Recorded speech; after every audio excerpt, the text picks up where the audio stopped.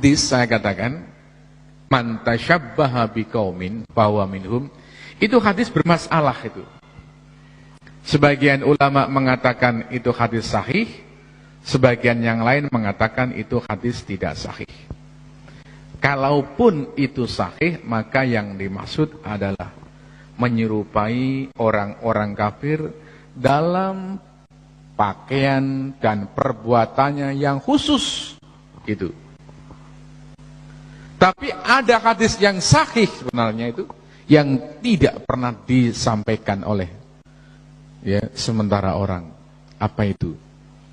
Hadis yang diriwayatkan oleh Imam Al-Bukhari dalam kitab Sahih Bukhari, bersumber dari sahabat Abdullah bin Abbas radhiyallahu anhuma.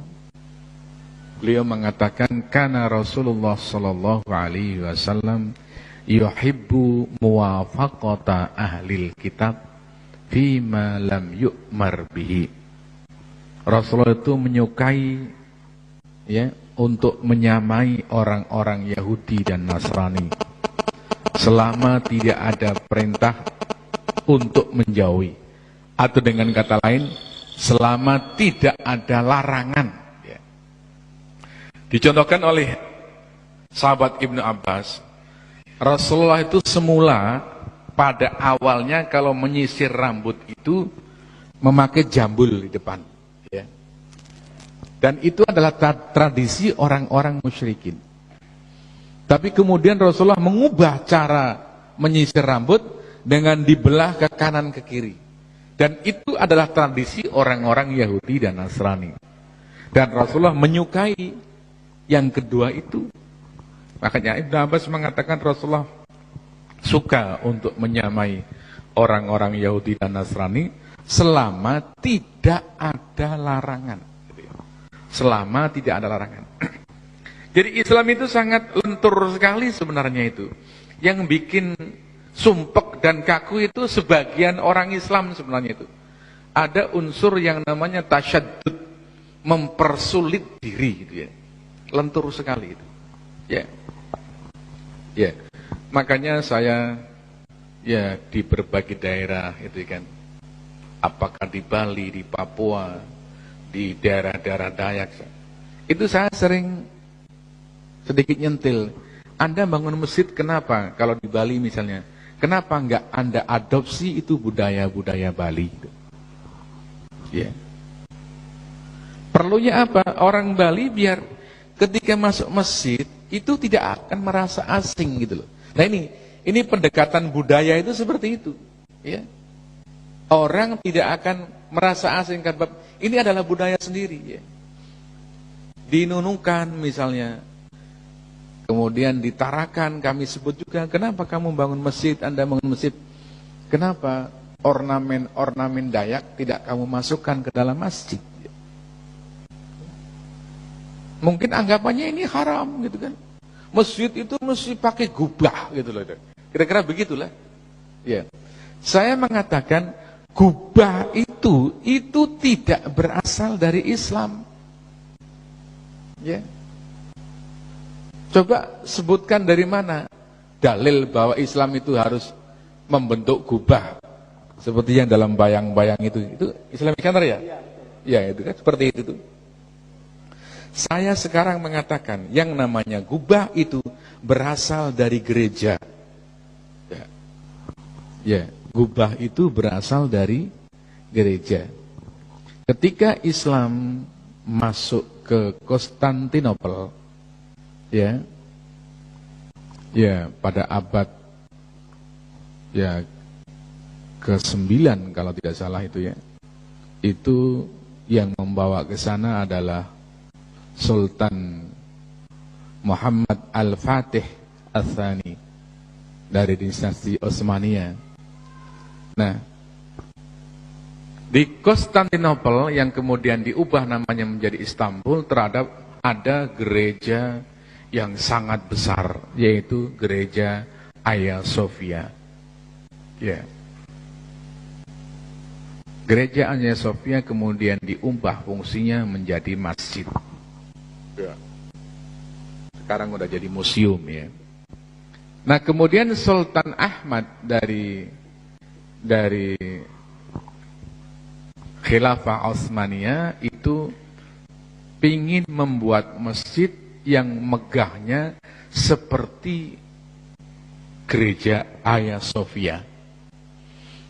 Dibangunlah masjid Sultan Ahmad yang kemudian kondang dengan sebutan Masjid Biru, ya, karena pas di baliknya ada laut yang airnya warna biru. Nah, itu kemegahan itulah, ya, karena dari gereja kemudian ditiru bikin masjid, sementara Khilafah Utsmaniyah itu menguasai negara-negara Arab, akhirnya bentuk-bentuk, ya, gubah itu yang mengambil dari gereja Romawi Timur, ya, itu kemudian menyebar ke negara-negara Arab, ya, ke Mesir dan sebagainya. Dari situlah kemudian menyebar ke Indonesia, termasuk sampai ke Istiqlal, sampai ke Priuk, itu penyebaran dari wilayah-wilayah kekuasaan Utsmaniyah. Jadi kalau dilacak aslinya gubah itu dari mana? Itu dari gereja, gitu kan. Nah, tapi nggak ada orang mengatakan gubah ini haram gitu ya. Itu anehnya itu. Karena apa? Karena sudah terpatri bahwa gubah ini dianggapnya Islam gitu loh. Itu. Makanya nggak ada orang pernah mengatakan haram itu. Ya. Seperti misalnya saya pernah di suatu masjid, dengan tenang aja pengurus masjid memutar kaset nyanyian Umi Kulsum, gitu kan. Katanya itu mendapat pahala gitu loh itu. Karena lagunya pakai bahasa Arab gitu loh ya. Ya, diaminin. Ya. Tapi kalau lagu lodruk begitu ya, orang Jawa Timur itu ada perasaan berdosa. Karena apa? Karena terlanjur salah persepsi ya. Jadi seolah-olah apa yang dari Arab itu mesti Islam, padahal itu kan budaya. Kalau sama-sama budaya, apa bedanya budaya Arab dengan budaya Jawa gitu kan? Sama sebenarnya itu kalau sama-sama dari segi budaya, dari sisi bahwa itu tidak ada dalil ya yang melarang dalam agama ya. Tadi kami sampaikan busana ya, berpakaian itu kan. Ya. Sebenarnya dalam Islam itu hanya mengamanatkan 4 hal saja yang kami rumuskan dalam 4T, yaitu pertama tutup aurat, tidak transparan, ya, tidak ketat, dan T keempat tidak menyerupai pakaian lawan jenis. Itu Islamnya sudah di situ itu. Nah, modelnya mau apa? Itu silahkan. Ya. Asal 4 ini sudah terpenuhi, T4, tutup aurat, tidak transparan, tidak ketat, tidak menyerupai pakaian lawan jenis, mau model apa silahkan. Gitu ya. Nah itu Islamnya di situ. Ya. Nah, sekarang kita perlu membedakan, bagaimana membedakan mana yang datang dari Nabi Muhammad yang berupa ajaran agama yang harus kita ikuti, dan mana yang berupa budaya yang kita boleh ikut dan boleh juga tidak ikut. Ya. Ada tanda-tanda begini, hal-hal yang bersifat budaya atau sosial budaya itu selain Rasulullah itu juga mengerjakan, gitu loh, kira-kira begitu. Ya. Beda dengan yang berupa ajaran agama, itu orang-orang non-Muslim tidak mengerjakan. Makan itu budaya, ya. Makan itu budaya. Nah, sebut aja misalnya makan roti orang Arab gitu, itu budaya Arab sudah itu makan roti itu. Nah, unsur agamanya di mana? Memulainya dengan membaca basmalah, itu unsur agamanya itu. Memakannya dengan tangan kiri, dengan tangan kanan, gitu ya. Kemudian ditutup dengan membaca hamdalah. Ya.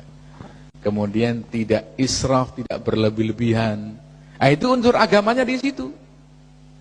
Bahwa makan itu bukan hanya orang Islam, ya kita melihat sekarang bahwa semua manusia itu ya melakukan apa yang namanya makan. Maka kita perlu bedakan ya tidak israfnya adalah faktor agama. Memulai dengan basmalah itu adalah faktor agama. Makan dengan tangan kanan itu faktor agama. Tambah lagi mungkin makan yang tidak membahayakan juga faktor agama. Itulah yang harus kita ikuti. Adapun bentuknya mau roti, mau gaplek itu terserah pada budaya masing-masing ya. Ya, budaya orang kaya mungkin pakai makanan-makanan yang lebih tinggi nilainya.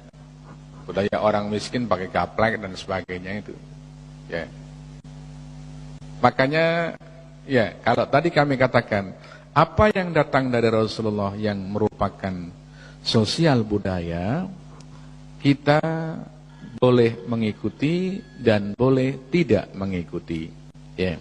Tapi apa yang berasal dari Rasulullah dan itu merupakan ajaran agama, kita wajib mengikuti. Ya.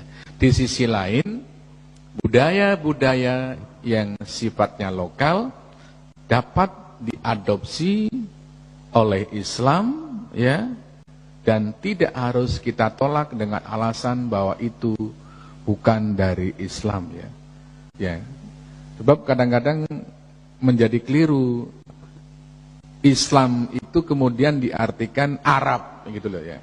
Apa yang dari Arab itu dianggap sebagai Islam, ya, gitu ya. Maka rebana harus kita ambil. Nah, tapi gending kita tolak. Nah, itu yang kami tidak pas seperti itu ya. Ya. Kalau rebana kita ambil ya, kenapa gending kita tolak? Ya. Suatu saat kami datang di Papua, di Kaimana itu. Kami sampai berbicara kepada Bupati Kaimana waktu itu ya. Ya.